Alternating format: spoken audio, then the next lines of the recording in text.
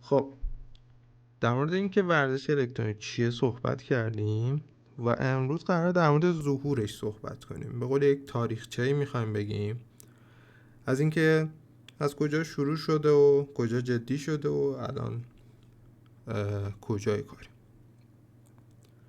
پس میریم به اواخر دهه 90، جایی که در واقع زمانی که اینترنت وضعیت خوبی نداشته، یا البته این چیزی که دارم میگم صرفا مال ایران نیستش و بالا پایین خودشو داشته دیگه. یه سری جاها اینترنت خوبی داشته رو کره زمین، یه سری جاها هنوز تازه زیر ساختش داشته آماده می شده، بعضی جاها هم کلا نداشته.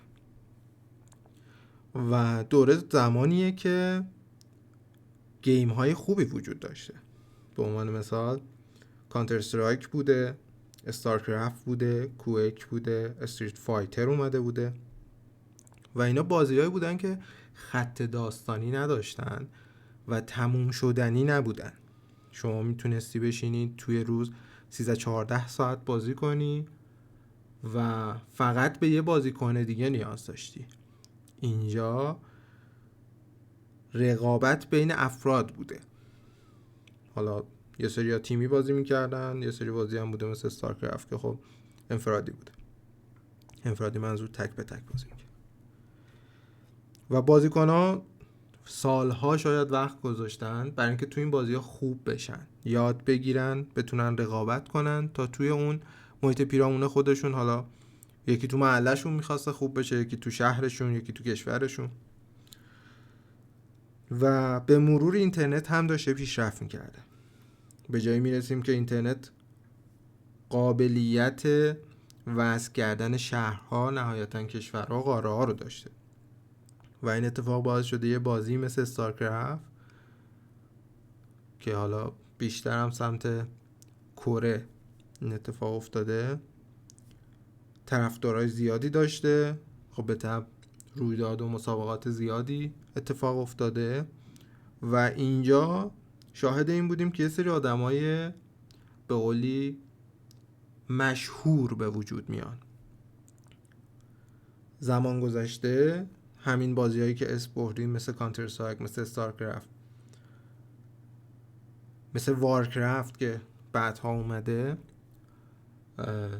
بازیکناشون دیده شدن و ما اسمایی رو شنیدیم که الان یه جورایی لژندن، یه جور افسانه‌ان و واسه خودشون دوره خیلی خوبی داشتن، مثلا گرابی، فارست، گت رایت. و وقتی این اتفاق میفته خب بازیکنای تازه، بازیکنای جوون یه اهداف جدیدی پیدا میکنن که من دوست دارم به جایی که این رسیده برسم، رکوردی که این زده بزنم. ولی یک مشکل وجود داشته. به طب مثل تمام ورزش‌های سنتی تو با دیدن بازی کردن یکی دیگه چیزی یاد میگیری و توی اون دوره پخش زنده به اون صورت برای بازی رایانه‌ای وجود نداشته. یعنی شما مثلا میخواستی فوتبال دوتا تیم ملی رو مثلا ببینی توی مثلا جام جهانی، میرفتی تلویزیون رو روشن میکردی و از تو تلویزیون رو نگاه میکردی. اما دوره‌ای نبوده که اینجور چیزها رو بشه به راحتی تو تلویزیون پیدا کنی، مخصوصا که ساعت پخش های زیادی نیاز داشتن و هزینه پخش زنده تو سال 2010 خیلی زیاد بوده. پس بعد این مشکل حل می شده و یه اتفاق خیلی بزرگی تو سال بعدی افتاده. یعنی یه سری آدم به این موضوع داشتن فکر میکردن که این گیمرها مشکلشون چجوری حل میشه. سال 2011 یه سایتی معرفی میشه، در واقع به مرحله استفاده میرسه، به اسم تویچ تیوی، twitch.tv، که فقط برای گیمرها طراحی شده، حداقل اون موقع.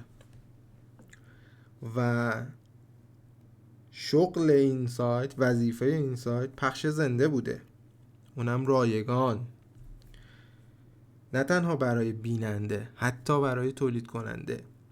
و این موضوع باعث شده که راه‌های درآمدزایی بیشتری شکل بگیره و خب وقتی قرار درآمدی وجود داشته باشه، یه سری آدم به فکر میفتن که الان وقتشه که تیم بزنیم و البته وقتی تعداد تیم‌ها زیاد میشه، وقتی ماهیت میگیرن، اون وسط مسابقات بیشتری هم به وجود میاد. پس 2011 سال خیلی مهمی بوده، چون از اونجا به بعد شما مسابقات خیلی مهمی هم شاهد هستی. به عنوان مثال یه مسابقاتی به اسم ESL که تمرکزش روی بازی کانتر استرایک بوده، تونسته تو اون سال 1 میلیون بیننده همزمان رو جذب کنه و برای یه بازی، اون موقع واقعا همینطوری میگفتن یک بازی، خیلی عدد قابل توجهی بوده. از طرفی کمپانی والو میاد یک بازی دیگر رو، جالب بدونید که کانتر استرایک و دوتا 2 جفتشون مال همین کمپانی هست. میاد برای دوتا 2 یک تورنمنتی برگزار میکنه به اسم TI که مخفف دی اینترنشنال و براش یک جایزه 1,600,000 دلاری میذاره. عدد خیلی زیاده، اونقدر زیاده که تونسته زندگی یه سری از این گیمرها رو کلن عوض کنه. نه تنها بهشون شهرتی داده که هنوز اسمشون تو ذهن خیلی هست، بهشون پولی رو تزریق کرده که تونستن به عنوان یک گیمر به راحتی زندگی کنن و نقطه ای از تاریخه که باعث شده گیمرها به عنوان یک شغل به این قضیه نگاه کنن. پس در کنار این موضوع شاهد دیده شدن بازی‌های بیشتری بودیم، ایونت‌های بیشتری بودیم که به عنوان مثال راکت لیگ اومده، حالا تو اون دوره اسمایت مثلا اومده بود، بازی خیلی مهمی مثل لیگ آف لژندز اومده که با خودش لیگ آف لژندز چمپیونشیپ آورده، اوورواچ معرفی میشه از کمپانی بلیزارد که با خودش اوورواچ لیگو میاره و این دوتا بازی که گفتم خیلی خیلی خیلی تاثیر مهم و زیادی داشتن. درسته توی شروع شاید کمتر اسمشون شنیده شده باشه، ولی این روزا، البته اوورواچ کمتر، لیگ آف لژند واقعا بازی تاثیرگذاری بوده توی ورزش الکترونیک. پس ما از سال 2011 عملا داریم قهرمان‌های ملی رو می‌بینیم، آدمایی که از سر تا سر کره زمین دور هم جمع میشن برای اینکه بهترین کره زمین توی یک بازی رایانه‌ای رو مشخص کنن و کشورهای مختلف قهرمانای خودشونو دارن، قهرمانهای ملی ورزش الکترونیک خودشونو دارن. به عنوان مثلا آمریکایی‌ها میتونن از فیر اسم ببرن، من اسمای مستعارشونو دارم میگم.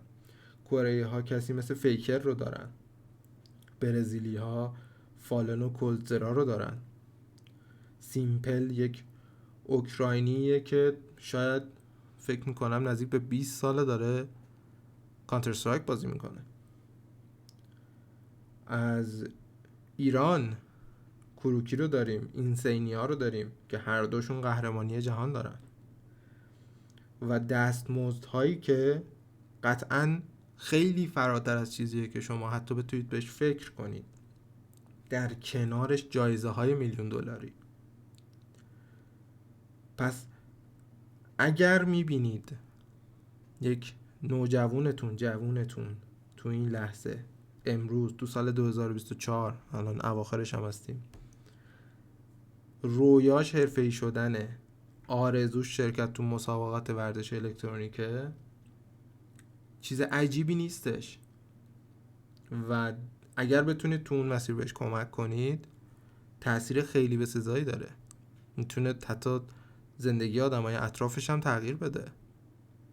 بحث دیدگاه، بحث نگاه. البته چیزی که داریم در موردش صحبت میکنیم خب تو همه چی میشه زیاده روی کرد، این صرفا به ورزش الکترونیک ربطی نداره.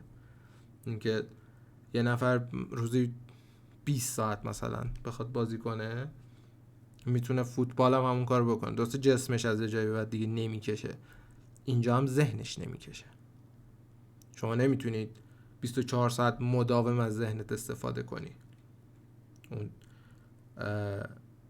خروجیه کم میشه.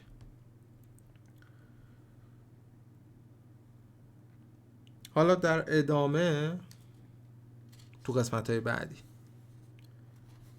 در مورد مواردی صحبت میکنیم که این حرفه‌ای شدنه چجوریه، اون به قولی عناوین، حالا رشته بگم فکر کنم بهتره، اون رشته های بازی های رایانه‌ای یا ورزش الکترونیکی که الان خیلی پرطرفدارترن، پربیننده ترن، ترند ترن چیه و موارد دیگه تو قسمت های بعدی با هم دیگه صحبت کنیم. روز و شب خوبی داشته باشید.